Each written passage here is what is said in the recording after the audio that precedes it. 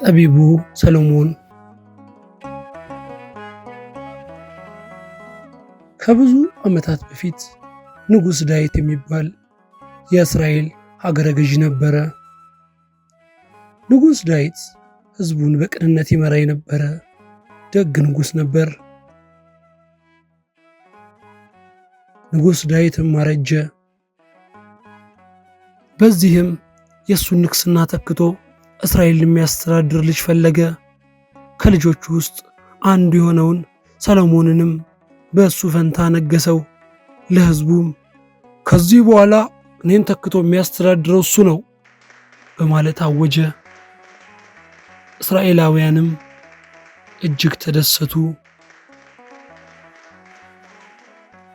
ንጉሥ ዳዊት ታሞ ተኝቶም ሳለ ልጁ ሰሎሞንን አስጠርቶ ልጄ በርታ፣ ሰውም ሁን፣ የምታደርገውንና የምትሄድበትን ሁሉ ታከናውን ዘንድ በመንገዱም ትሄድ ዘንድ የአምላክህን የእግዚአብሔርን ትእዛዝ ጠብቅ።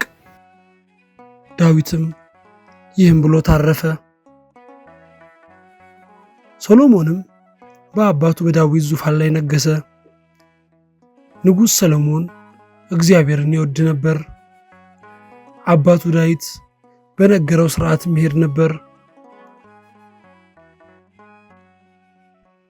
ከዕለታት አንድ ቀን እግዚአብሔር ለሰሎሞን ተገለጠለት።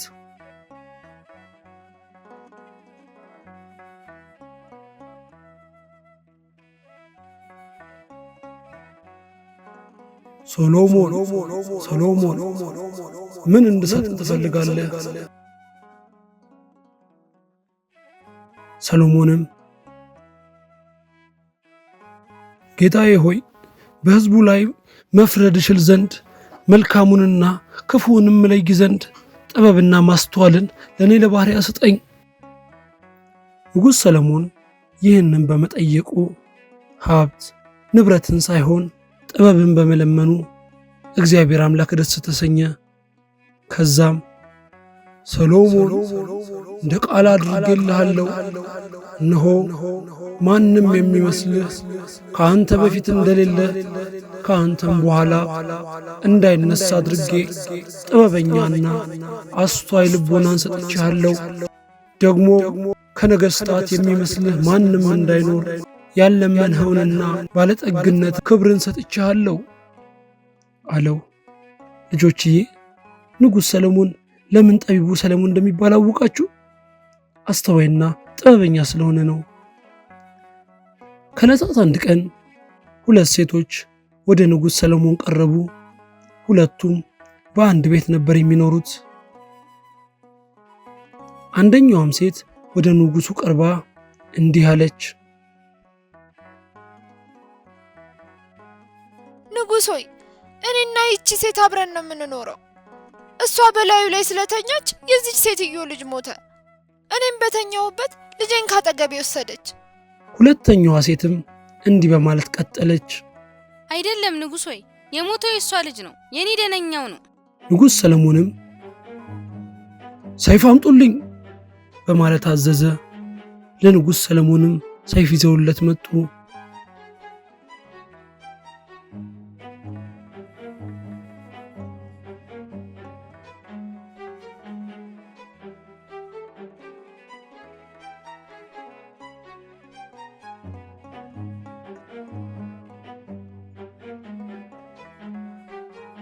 ንጉሡም ሕፃኑን ለሁለት ከፍላችሁ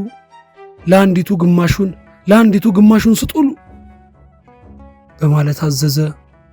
የመጀመሪያዋ ሴትም ንጉሥ ሆይ ልጁ ለእሷ ይሰጣት፣ አይገደል። ሁለተኛዋ ሴት እንዲህ በማለት ቀጠለች። ይከፈል፣ ለእኔም ላንቺም ይሁን።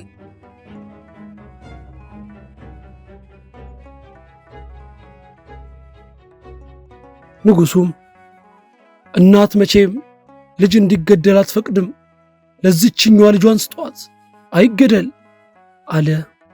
ንጉሡም የፈረደውን ፍርድ እስራኤል ሁሉ ሰሙ። ንጉሡም ከእግዚአብሔር ጥበብ እንደተሰጠው አወቁ። እግዚአብሔር ለሰሎሞን እጅግ ብዙ ጥበብንና ማስተዋልን ሰጠው። ጥበቡንም ሰምተው ከነበሩ ከምድር ነገሥታት ሁሉ የሰሎሞንን ጥበብ ለመስማት ብዙ ሰዎች ወደ እርሱ ይመጡ ነበር። ሰሎሞን ንጉሥ ከሆነ በኋላ እጅግ የሚያስደንቅና ግዙፍ የሆነ ቤተ መቅደስን በኢየሩሳሌም ሠራ። ቤተ መቅደሱ ተሰርቶ እስኪያልቅ 7 ዓመታትን ፈጅቷል።